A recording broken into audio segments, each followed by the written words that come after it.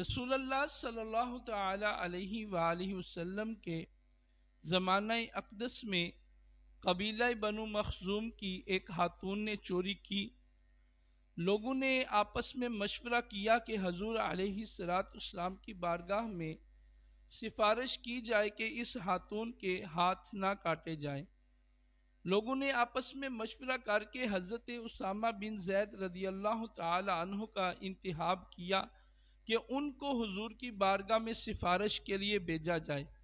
تو جب حضرت اسامہ بن زید رضی اللہ تعالی عنہ سفارش کرنے کے لیے بارگاہ رسالت صلی اللہ علیہ وسلم میں حاضر ہوئے تو آقا کریم علیہ السلام نے ارشاد فرمایا کہ تم میں سے پہلی قومیں فقط اس وجہ سے ہلاک ہوئیں کہ ان میں سے اگر کوئی بڑا چوری کرتا، بڑا جرم کرتا تو اسے چھوڑ دیا جاتا اور چھوٹوں پہ حد نافذ کر دی جاتی۔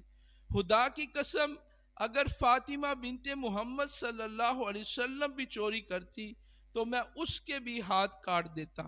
میرے محبوب صلی اللہ علیہ وسلم غزوہ حنین سے واپسی پہ مال غنیمت تقسیم کرتے ہیں تو آقا کریم علیہ السلام کے طریقہ تقسیم پہ ایک شخص اعتراض کرتے ہوئے بعد میں کہتا ہے کہ معاذ اللہ رسول خدا صلی اللہ علیہ وسلم نے انصاف قائم نہیں کیا۔ صحابہ اکرام علیہم الرضوان اس کا معاملہ رسول اللہ صلی اللہ علیہ وسلم کی بارگاہ میں پیش کرتے ہیں تو آقا کریم علیہ السلام فرماتے ہیں کہ اگر میں انصاف نہیں کروں گا تو کون انصاف کرے گا؟ اللہ رحم فرمائے موسیٰ علیہ السلام پر کہ ان کو مجھ سے بھی زیادہ تکالیف دی گئی۔ تو یہ میرے محبوب خدا صلی اللہ علیہ وسلم کا عدل و انصاف تھا۔ فی زمانہ آقا کریم علیہ السلام کی سیرت کے اس پہلو کو اپنانے کی اشد ضرورت ہے۔ ہم اپنے معاشرتی ماحول کو دیکھیں تو جس کی لاٹھی اس کی بھینس والا قانون نظر آتا ہے۔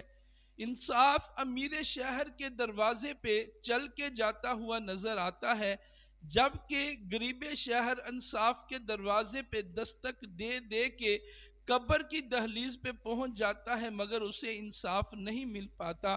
اس لیے آج کے اس زمانہ میں ہمیں رسول اللہ صلی اللہ علیہ وسلم کے اس وصف کو اپنانے کی اشد ضرورت ہے۔